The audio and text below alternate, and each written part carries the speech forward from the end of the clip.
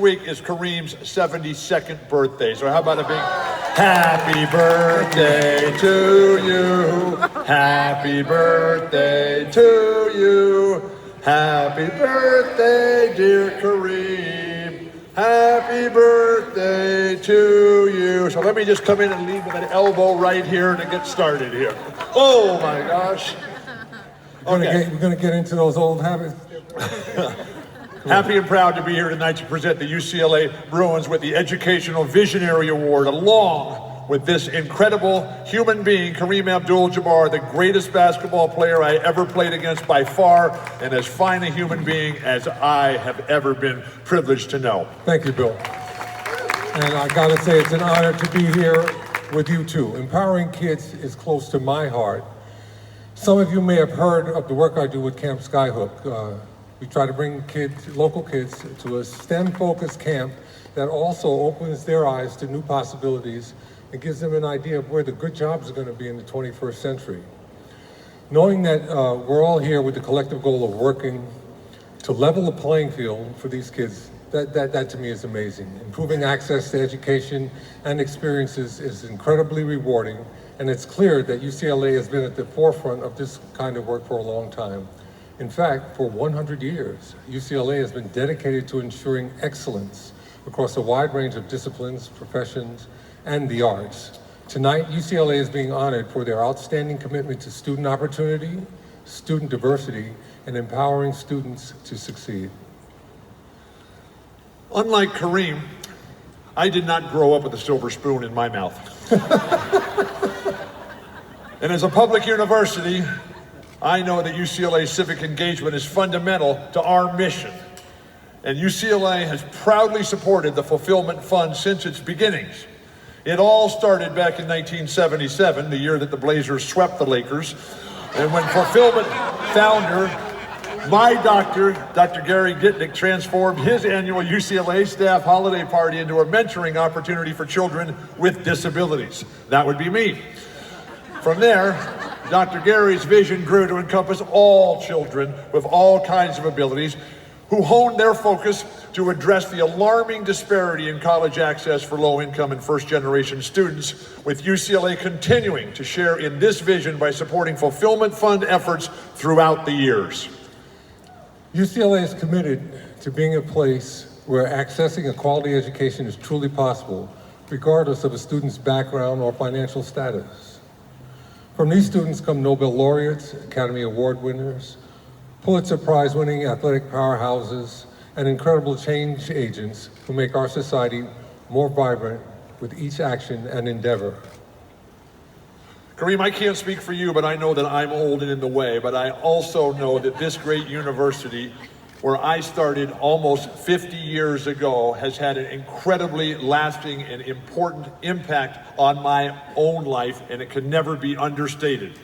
How about you? You went to UCLA, right? Yeah, I went to UCLA. Okay. And then after I remember. After I went to UCLA, I played in the NBA. And you remember in 1987 when we kicked the Oh yes, I remember the Celtics' ass. I remember. And yeah. I remember I had a broken foot and spent my entire time in the locker room. Then you had to retire. And I never played again. That's right. You had to retire after that ass whipping. So you should watch.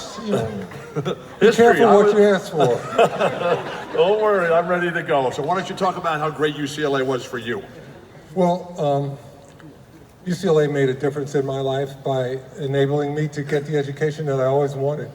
And I knew it would be a good experience. So I got a letter from Jackie Robinson telling me that if I went to UCLA, it'd be a good experience and they would appreciate what I did and I could get a good education.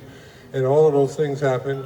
It's one of probably the best decisions I made in my life on my own. And I'll always feel that way. I went to UCLA because of him.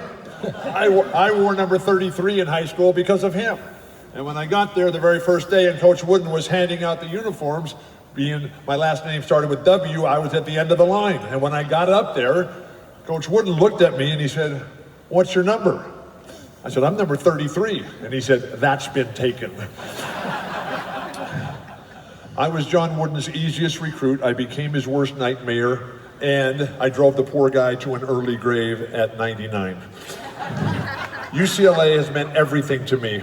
My wife right down here, Lori, she went to UCLA, and she was the best person, the best thing that ever happened to me in my life, and UCLA is right behind that.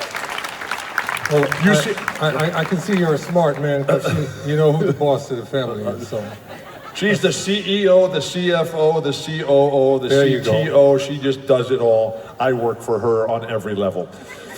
But UCLA, they taught me how to learn, how to think, how to dream, and how to compete.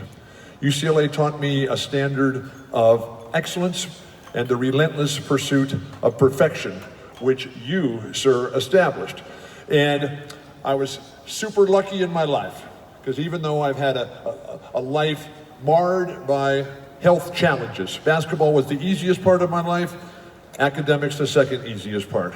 The hardest part for me was orthopedic health challenges. I've had 37 orthopedic operations, but a bigger challenge for me is that I'm a lifelong stutterer. I could not say a word. I could not say hello or thank you till I was 28. Learning how to speak is my greatest accomplishment in life and your worst nightmare.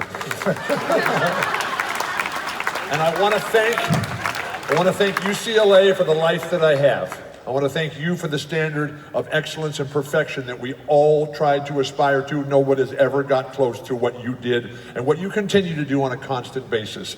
I also want to thank Dr. Gary Dicknick, the founder of this entire program here, because 11 years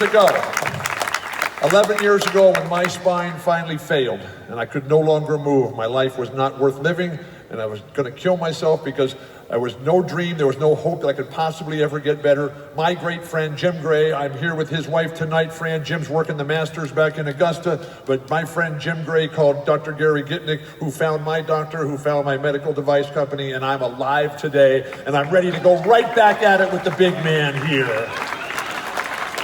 Thank you, UCLA. Thank you, Fulfilment Fund. Thank you, Los Angeles. And thank you, Obama. Yeah. Aisha. Tonight, Chancellor Gene Block will be accepting on behalf of this trailblazing university. His leadership has shaped the vision for the campus and continues to grow support for the university's mission of education, research, and service. And as we bring Chancellor Gene Block up to the stage, before he walks up to receive his award, we always have to mention his incredible wife, Carol, who's there all the time, never misses an event.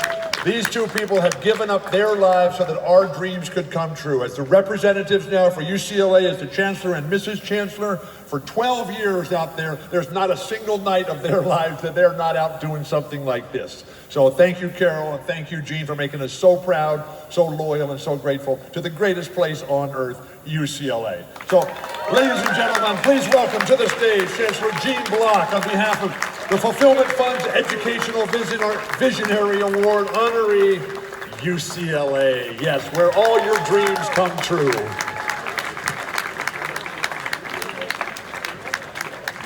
Present this with you before you speak. Yes? Picture him or picture after now. Picture this.